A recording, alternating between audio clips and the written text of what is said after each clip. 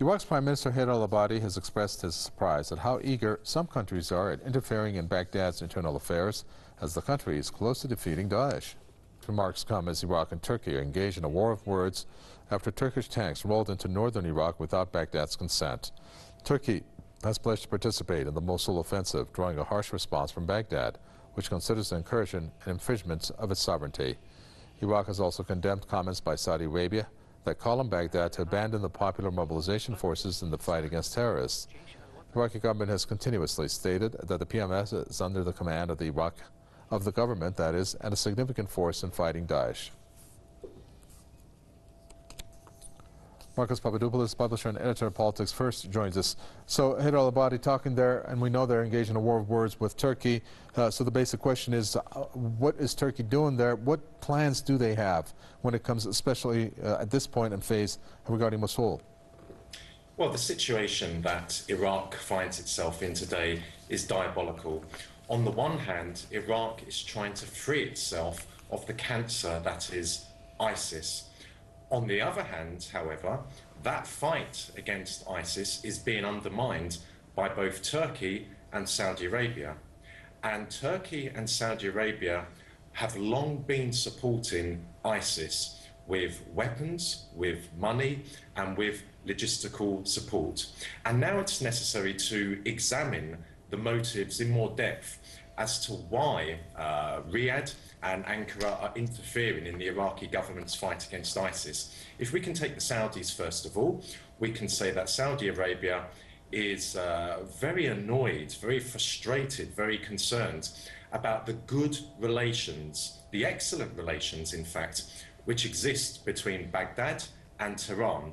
And of course, Saudi Arabia despises Iran. Saudi Arabia wants to destroy Iran, I think figuratively speaking, but also perhaps literally speaking. So the Saudis are trying to disrupt the good relations between Iran and Iraq.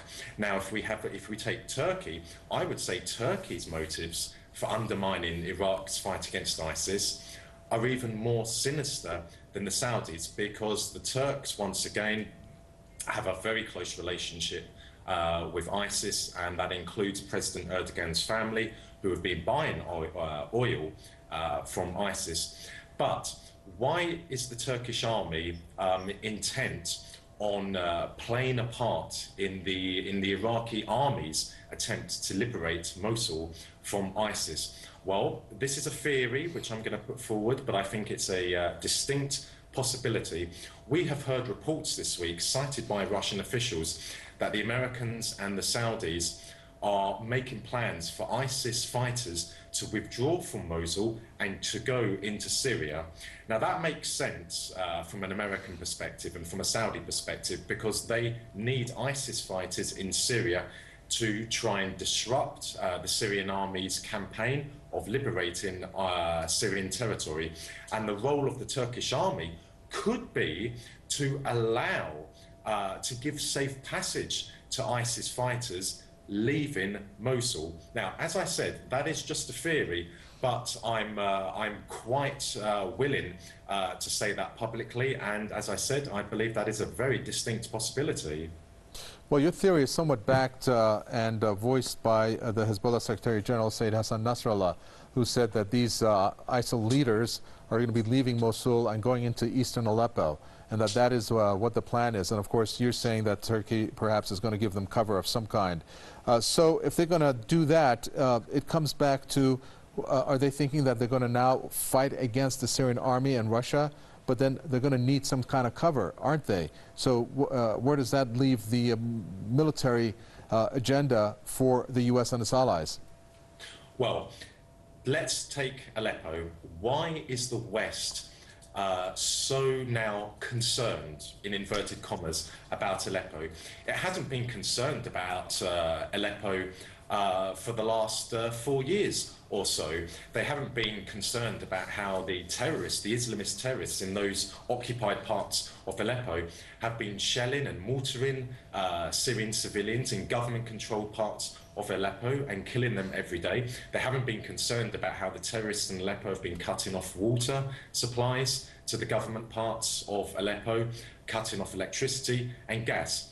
The real reason as to why the West is so concerned about Aleppo is that it could be, and I emphasize it could be, a turning point in the Syrian conflict. If the Syrian army can liberate those parts of Aleppo controlled by Islamist terrorists, then, as I said, it could be a turning point politically and also militarily. Now, the West and its regional allies, Turkey and Saudi Arabia, they need as many forces as possible to try and disrupt the Syrian army's campaign in Aleppo.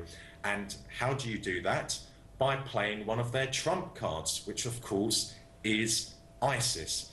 And there are many ISIS fighters in Mosul, and they are very well armed. And however much I loathe ISIS, they are fanatical fighters. They are very effective fighters. They're not scared of dying, and that makes them a formidable force. So if those ISIS fighters can leave Mosul and enter Syria and go to Aleppo under Turkish cover, then that could be, in theory, a threat to the Syrian army.